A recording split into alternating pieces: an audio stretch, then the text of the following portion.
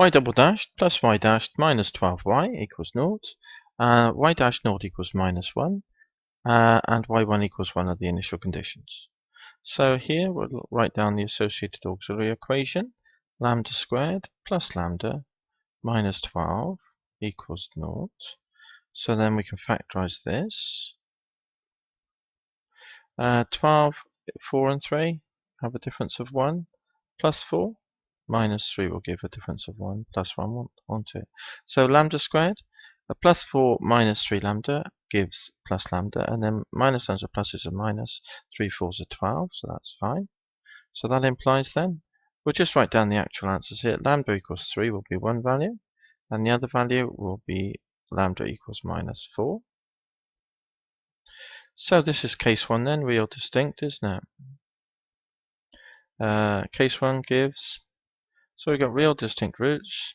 So here y is equal to a, e to the one root, 3x, plus b e to the other root, which is minus 4x. There we go. That's the general solution then. Now we've got our initial conditions here. y1 equals 1, y dash 0 equals minus 1. So at y1 equals 1, let's see what we get then. Put that in. Turn our attention to this now. 1, that's the value of y. X is 1, so you got a e to the 3 times 1. 3 1s are 3. Plus b e to the minus 4 times 1, which is minus 4. I'm going to multiply through by e to the minus 4, just so that everything looks a bit better than this, just to get b on its own. So e to the 4, one lot of that. E to the 4 times e to the 3 times you add the powers, so that's e to the 7. And then again, times you add the powers, so when I'm timesing by e to the 4, that and that will be e to the 0, which is 1, so it's b times 1 is 1. There we go. So that's equation 1. Now go back to this and differentiate before we input the other initial condition in. Differentiating gives, so y dashed is equal to a function of function, e to the something differentiates to e to the something multiplied by the something differentiated. So the 3 will pop down, won't it, to be with the a, e to the 3x. And similarly, minus 4 will come down to be with plus to make a minus 4, b e to the minus 4x when you differentiate that. Function of a function rule. So our initial condition then, let's just remind ourselves, y dash 0 equals minus 1. So y dashed 0 equals minus 1. So when x is 0, y dashed is minus 1. So put it in, minus 1 equals, x is 0, 3a e to the 0 is 3a, e to 0 is 1, so that's that, minus 4b, and again it will be 0, e to the 0 is 1, so it's just minus 4b. So this is number 2. So 4 of these and 1 of these, see that will become 4b, and when we add that to minus 4b, the b's will cancel. So 4 times 1,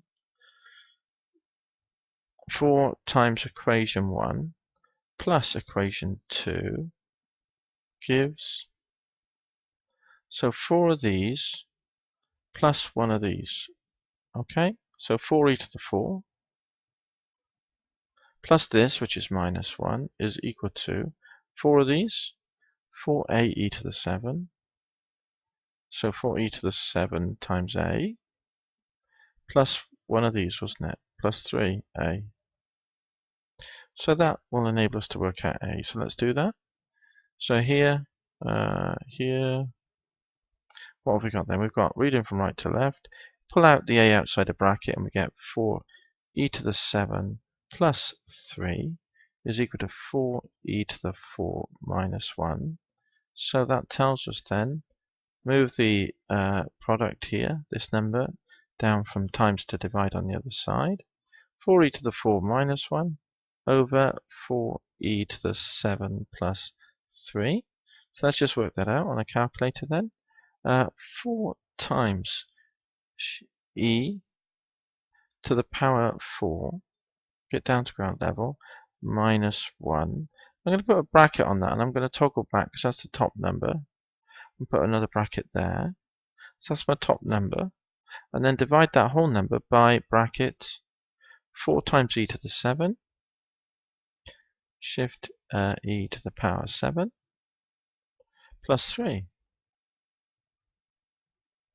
Close brackets. Okay, so that was that then. So are we okay with that? 4e to the 4 minus 1 on top, divided by, I've got a plus there, so I need divide, don't I? So let's just delete that and put a divide. That's it. By 4e to the 7 plus 3. That's it. Everything's okay now. Good. 0.0495. We'll do it to 2dp. And then the 9 will round the 4 up to a 5. So it's 0.05 equals 0.05 to 2dp. Okay, good. So that's, now we can go back to equation 2 and we can get b, can't we? By 2. Equation 2. So move the 4b over there. 4b is equal to, and then the 3a can stay where it is. And move the minus 1 across to join it. It becomes plus 1. So by 2, 4b is equal to that. So b will equal 3a plus 1. The 4 moves down from times to divide.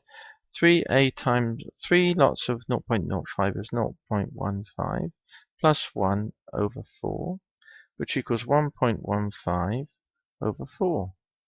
Let's just tap that in then. 1.15 divided by 4 equals decimal 0.29, yeah? 0.29. So let's just move down the page. Equals 0.29. So now we can write our final answer then.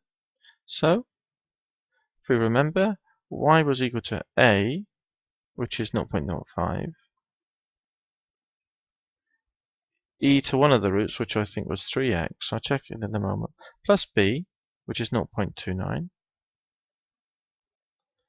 e to the minus 4x. So let's just check that was 3 and minus 4 for a and b. Where are we?